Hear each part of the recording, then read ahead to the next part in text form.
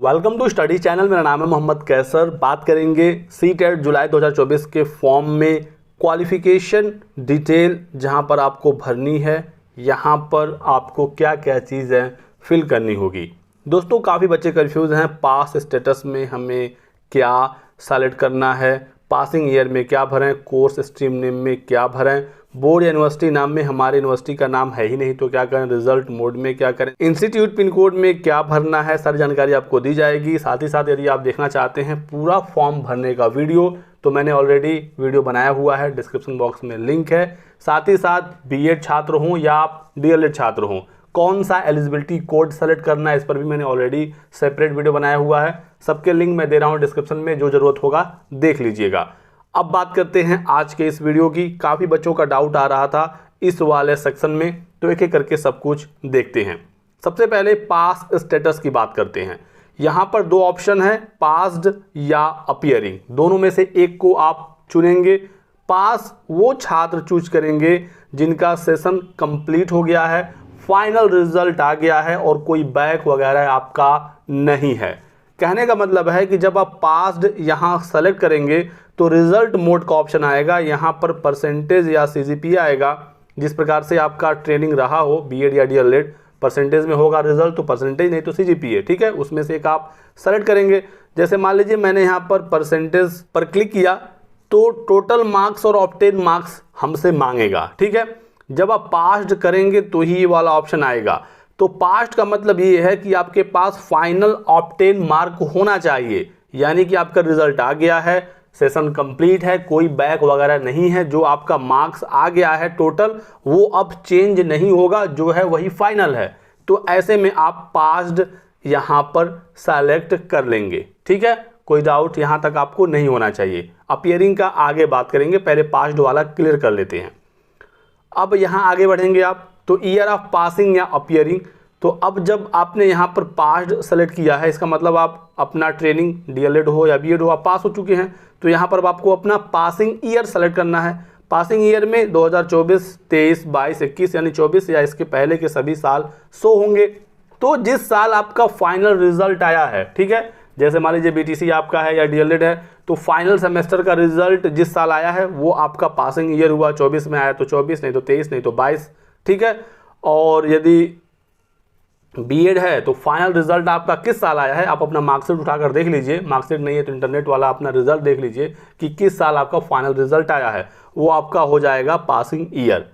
एक बात का आपको ध्यान रखना है कि मान लीजिए आपका जो सेशन था, मान लेते हैं 2020-22 का आपका सेशन था डीएलएड का, ठीक है। 22 में आपका सेशन कंप्लीट हुआ, 22 में आपका फाइनल रिजल्ट आ गया। लेकिन जब फाइनल रिजल्ट आया उस समय आपका किसी एक सब्जेक्ट में बैक था, ठीक है। तो जब आपका बैक हो जाएगा तो ये जो 22 है ये आपका पासिंग ईयर नहीं हुआ। यदि आपने 22 में ही वो बैक नहीं क्लियर किया, मान लीजिए आपका रिजल्ट बैक वाला 23 में आया तो आपका पासिंग ईयर 2023 होगा, 24 में आया तो 24 होगा। यानी कि जिस साल आपका फाइनल रिजल्ट आएगा सारे बैक क्लियर हो जाएंगे, वो आपका पासिंग ईयर होगा। सेशन कंप्लीट होने के बाद, फाइनल रिजल्ट के बाद यदि आपका बैक रह जाता है और वो बैक का रिजल्ट आपके सेशन कंप्लीट वाले रिजल्ट के बाद आता है, तो फाइनल बैक जिस साल क्लियर होगा वो आपका पासिंग ईयर होगा। इतनी बात आपको क्लियरली समझ में आ गई होगी। अब कोर्स या स्ट्रीम नेम में ज़्यादा कुछ ऑप्शन देखने को मिलेगा नहीं। जो आपका कोर्स या स्ट्रीम का नाम होगा सिंपली आपको वही सेलेक्ट करना है, यहाँ पर कोई दिक्कत नहीं आएगी आपको। बोर्ड या यूनिवर्सिटी नेम में बहुत सारे बच्चे परेशान हैं। यहाँ पर दोस्तों जब आप क्लिक करेंगे तो एक बहुत बड़ी लिस्ट खुल कर आएगी। यदि आपके ट्रेनिंग का बोर्ड या यूनिवर्सिटी का नाम इसमें मिल जाता है तब तो कोई दिक्कत नहीं है, आपको वही सेलेक्ट कर लेना है।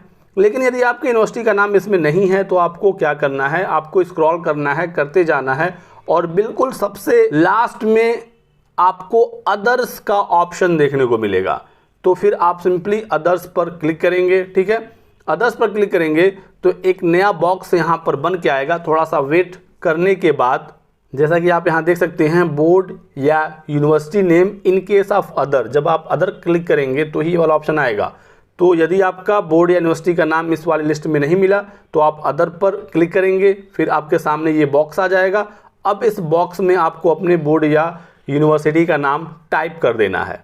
जैसे मान लीजिए आप यदि यूपी से डीएलएड किए हुए छात्र हैं तो आपका जो एग्ज़ाम कराने वाली संस्था है, जो आपकी यूनिवर्सिटी या बोर्ड है, ठीक है, वो है एग्ज़ाम रेगुलेटरी अथॉरिटी प्रयागराज, जिसे हिंदी में परीक्षा नियामक प्राधिकारी प्रयागराज या शॉर्ट फॉर्म में पीएनपी प्रयागराज कहते हैं। तो आप यहाँ पर एग्ज़ाम रेगुलेटरी अथॉरिटी प्रयागराज लिख सकते हैं, हिंदी में भी लिख दिया आपने परीक्षा नियामक प्राधिकारी प्रयागराज, या शॉर्ट में पीएनपी प्रयागराज भी लिख दिया है तो कोई दिक्कत नहीं है। ठीक है, आपके जो मार्कशीट हैं, सर्टिफिकेट हैं, उसको देखिए, वहाँ पर आपके बोर्ड यूनिवर्सिटी का नाम दिया गया होता है। ठीक है, तो वहाँ से आप इसे भर लीजिएगा। ये भी आपका डाउट क्लियर हो गया।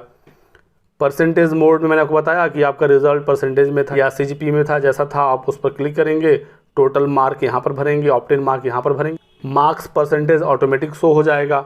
अब आते हैं इंस्टीट्यूट पिन कोड पर। तो इंस्टीट्यूट पिन कोड में आपको क्या फिल करना है ये आप समझ लीजिए। ये जो पिन कोड है दोस्तों, ये आपके घर का पिन कोड नहीं है कि आपके घर का क्या पिन कोड है या आपके आधार कार्ड में कौन सा पिन कोड दिया गया है, उससे मतलब नहीं है। ये आपके इंस्टीट्यूट, आपके संस्था का पिन कोड है। यानी कि जहाँ पर आपने जाकर ट्रेनिंग की है, 2 साल आपने बीएड किया है या डीएलएड किया है, तो वो जो संस्था था, वो जिस लोकेशन पर था, जिस लोकेलिटी में था, उस एरिया का जो पिन कोड है वो यहाँ पर फिल करना है। ध्यान रखिएगा, यहाँ पर गलती नहीं करिएगा आप। ठीक है, तो ये सारी जानकारी हो गई जो आपको यहाँ पर फिल करनी थी। तो हमने पास्ड वाला सारा चीज़ आपको बता दिया।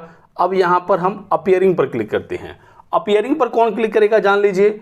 यदि आपका सेशन कंप्लीट ही नहीं हुआ है तो आप अपीयरिंग छात्र हैं, या फिर सेशन कंप्लीट हो गया, आपका अभी फाइनल रिजल्ट नहीं आया तो भी आप अपीयरिंग छात्र हैं। क्योंकि जैसे ही आप अपीयरिंग पर क्लिक करेंगे, देखिए यहाँ पर रिजल्ट मोड अब हमारा चला गया, यहाँ पर अब क्लिक नहीं होगा क्योंकि अपीयरिंग है आप, आपका फाइनल रिजल्ट अभी रेडी है ही नहीं, तो आप कैसे टोटल मार्क्स और ऑप्टेन मार्क भरेंगे। तो अपीयरिंग का मतलब हुआ कि आपका सेशन अभी चल ही रहा है या कंप्लीट हो गया है तो रिजल्ट नहीं आया है, और यदि रिजल्ट आ गया है तो आपका कोई ना कोई बैक रह गया है, उसका आप परीक्षा भी देंगे, या बैक का आपने परीक्षा दे भी दिया है लेकिन बैक वाले का रिजल्ट नहीं आया, तो ऐसे में आपका रिजल्ट मोड एक्टिव नहीं होगा क्योंकि आपको अपीयरिंग फिल करना होगा, क्योंकि आपके पास फाइनल ऑप्टेन मार्क है ही नहीं। जब आपके बैक का रिजल्ट आएगा तब तो आपका एग्जैक्टली ऑप्टेन मार्क मिलेगा, उससे पहले तो वो कुछ ना कुछ मार्क्स आपका बढ़ेगा तो ही आप उसका बैक क्लियर कर पाएंगे। तो बात को आप समझिएगा कि अपीयरिंग किसको सेलेक्ट करना है। जिनके पास फाइनल ऑप्टेन मार्क नहीं है वही अपीयरिंग पर क्लिक करेंगे। अपीयरिंग पर क्लिक करने के बाद ईयर ऑफ अपीयरिंग में आप देखेंगे सिर्फ एक ही ईयर शो होगा, 2024। तो जब एक ही शो होगा तो आपको उसी पर क्लिक करना होगा। जब ऑप्शन है ही नहीं तो आप कर क्या सकते हैं। ठीक है, तो जो 22 से 24 सेशन वाले अपीयरिंग स्टूडेंट हैं, ठीक है, इस साल ही आपका रिजल्ट आना है, अभी आया नहीं है, तो आप 24 पर क्लिक करके अपना फॉर्म भर देंगे।